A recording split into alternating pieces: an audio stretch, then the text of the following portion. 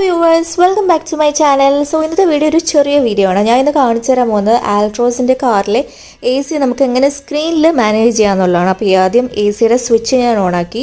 അപ്പോൾ ഇപ്പോൾ തന്നെ നമുക്ക് ഓട്ടോ എന്ന് പറഞ്ഞിട്ടൊരെണ്ണം കാണാൻ പറ്റും. അതിൻ്റെ റെഡ് സൈഡിലേക്ക് തിരിപ്പിച്ചു കഴിഞ്ഞാൽ നമുക്ക് മാക്സിമം, അതേപോലെ ബ്ലൂ സൈഡിലേക്ക് തിരിപ്പിച്ചു കഴിഞ്ഞാൽ മിനിമവും ആണ് ആക്കാൻ പറ്റുന്നത്. അപ്പം ഇത് സ്ക്രീനിൽ എങ്ങനെയാണ് ചെയ്യാമെന്ന് നോക്കാം. ഇതാണ് അതിൻ്റെ ഒരു സ്ക്രീൻ വരുന്നത്. അവിടെ നമുക്ക് ടെമ്പറേച്ചറിൻ്റെ ലോഗോ കാണാൻ പറ്റും, ക്ലൈമറ്റിൻ്റെ ഒരു ലോഗോ കാണാൻ പറ്റും. അപ്പോൾ ഇവിടെ നമുക്ക് AC മാത്രമല്ല ഫാനിൻ്റെയും നമുക്ക് ഇതുപോലെ സെറ്റ് ചെയ്യാൻ പറ്റും, സ്പീഡും അതുപോലെ ഡയറക്ഷൻസ് ഒക്കെ.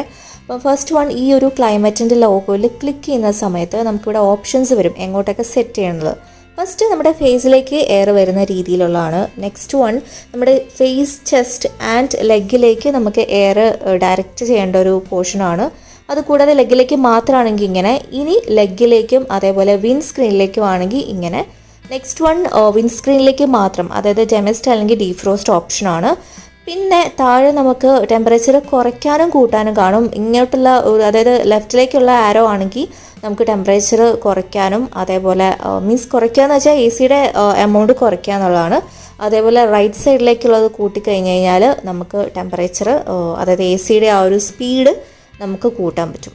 മേലെ നമുക്ക് ടെമ്പറേച്ചറാണ്, ഇപ്പോൾ കറണ്ടുള്ള ടെമ്പറേച്ചറാണ് കാണുന്നത്. അതും ലെഫ്റ്റും റൈറ്റും ആരോ കാണാൻ പറ്റും. അത് വെച്ച് നമുക്ക് മാനേജ് ചെയ്യാവുന്നതാണ്.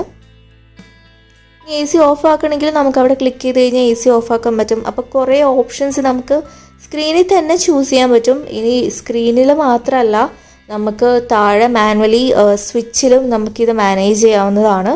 ഇവിടെ മനുഷ്യൻ്റെ രൂപം കൊടുത്തിട്ടുണ്ട്, അവിടെ ക്ലിക്ക് ചെയ്ത് കഴിഞ്ഞാൽ നമുക്ക് സ്ക്രീനിൽ കാണാൻ പറ്റും.